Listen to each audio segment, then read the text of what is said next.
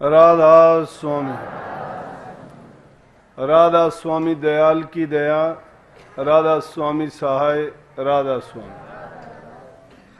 प्यारी साध संगत जियों, बुजुर्गों,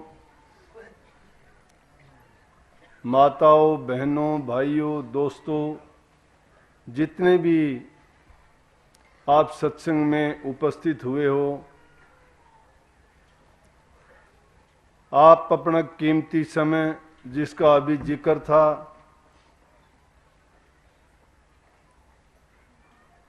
वो बहुमूल्य समय लेके आप आए हो, उस समय का जरूर लाभ उठा के जाएं। सत्संग में आके एकाग्रचित होके अपने मन को शांत करके आंखों को खुला रख के और जो भी वचन कहे जाएं उन वचनों को सुन सुन के अपने हृदय में रखो। हो सकता है अब आप उनको पूरी तरह न समझ पाओ, जब फुर्सत का समय हो उन्हीं सत्संग के वचनों को याद करना। जब कभी खुशी के मौके पर, किसी मुसीबत के समय या किसी ऐसे अवसर पर जहां कहीं आपको सोचने की जरूरत पड़े, तब उन वचनों का लाभ आपको पूरा पूरा होगा। ऐसा मैंने क्यों कहा कि जब इंसान किसी उलझन में पड़ता है, रास्ता कोई दिखाई नहीं देता, तब इंसान महापुरुषों की तरफ, उनकी वाणी की तरफ या अपने इष्ट की तरफ या वो परमात्मा को किसी न किसी रूप में याद करता है। अब गुरु जिंदा मूर्त है, वो अपनी जबान से हमेशा जीव के कल्याणार्थ वचन और उपदेश करते हैं, और उस वचन और उपदेश में जीवों की बेहतरी का काम करते हैं। उनका निजी उसमें ना कोई लाभ होता है, ना स्वार्थ होता है। जिसमें किसी का निजी स्वार्थ या लाभ होता है, वो वचन दूसरे को कभी फायदा नहीं दे सकते। संतों का, महापुरुषों की वाणी, वचन, मुंह से कहे गए शब्द, उनका उपदेश, उनकी शिक्षा सहज भाव में, मजाक में या हंसी खुशी में, जिस रूप में भी कहें, उसको कभी ये ना सोचना कि खाली जाएगा। हमारे सोचने की शक्ति इतनी ज्यादा नहीं है कि हम उसको अच्छी तरह से समझ सकें, जान सकें।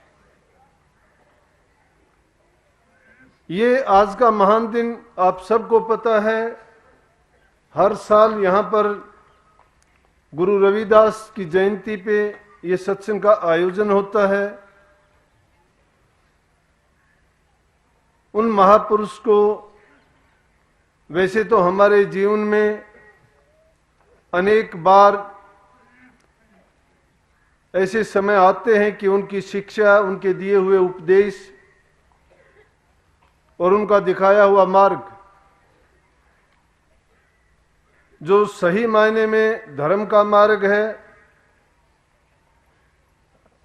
जाति पाति से ऊपर उठ के आपस में प्यार प्रेम की भावना और उनके आध्यात्मिकता से भरे हुए शब्द और उपदेश, मार्गदर्शन हमारा करते रहते हैं।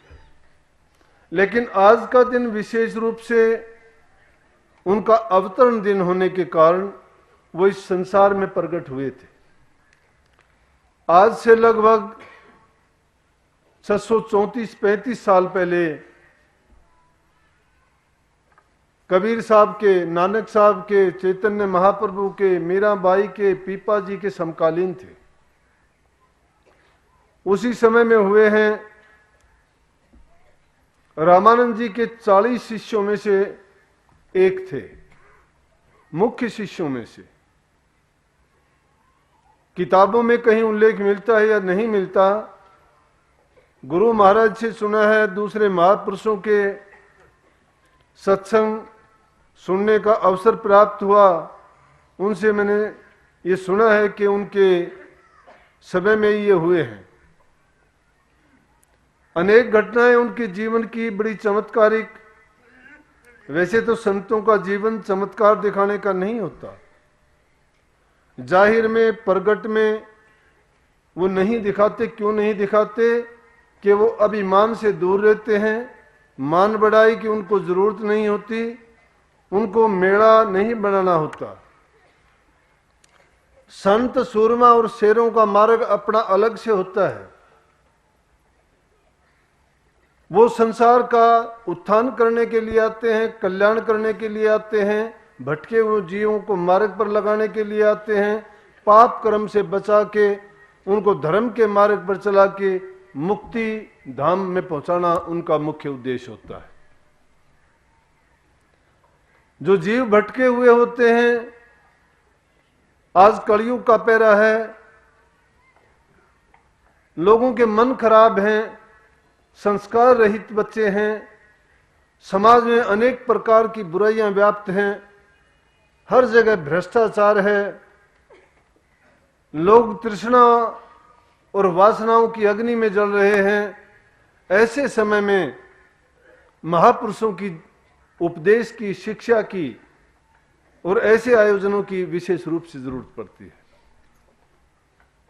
जो जीव उनको अपना के अपने जीवन को सुधार लेते हैं, उनके बताए मार्ग पर चलते हैं, तो न केवल अपना जीवन यहां सुखी करते हैं, बल्कि आगे भी वो मुक्ति धाम में जाते हैं और फिर जन्म मरण के दुख भोगने के लिए संसार में दोबारा नहीं आते। लेकिन दुख की बात है, संतों के पास में आके पाखंड करना सीखते हैं। ये करनी का मार्ग है, करनी को अपनाते नहीं हैं।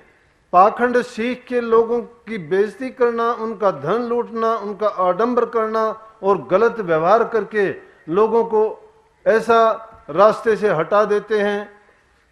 क्यों? कि वो काल के जीव होते हैं। काल के जीव ऐसे रास्ते पर चलने में उनको कोई किसी प्रकार का दुख नहीं होता।